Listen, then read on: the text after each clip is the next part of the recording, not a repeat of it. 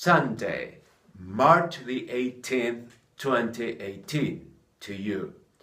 Whenever we talk about death, we usually react either with grief or with humor. Furthermore, when we read that someone has been mistakenly declared dead, we find that story quite laughable. Indeed, that is so definitive that we can hardly believe that there can be mistakes on that issue. Still, such mistakes can be made not only by common people but also by institutions. In the Indian state of Uttar Pradesh, there is a pressure group called the Association of Deaf People, which seeks to reclaim the legal rights of those falsely listed by the government as being deaf. Too often, unscrupulous people in Uttar Pradesh resort to bribing officials to have the owner of a plot of land declared deceased and the title transferred to their ownership. Before we may start to laugh, we must consider that being declared dead is not a joke. Indeed, it is something quite serious. The victim may not work. He or she may not buy or sell anything. A person who has been declared dead may not exert any of his or her rights because he or she is supposed to be deaf.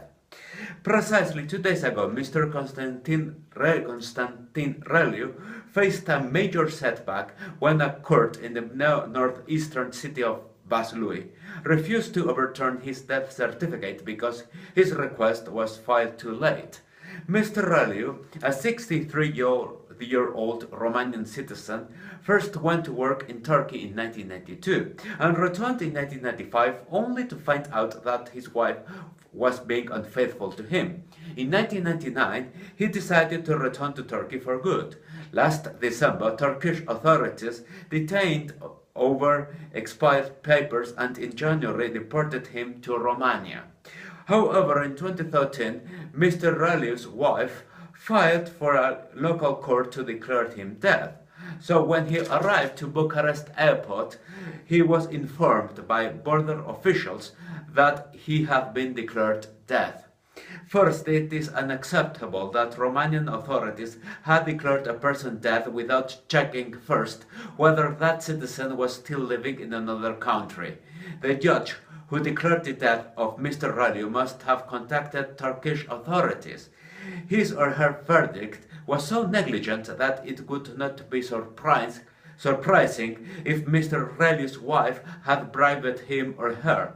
Secondly, it was unreasonable to have rejected an appeal from someone concerning his death certificate because his request was filed too late.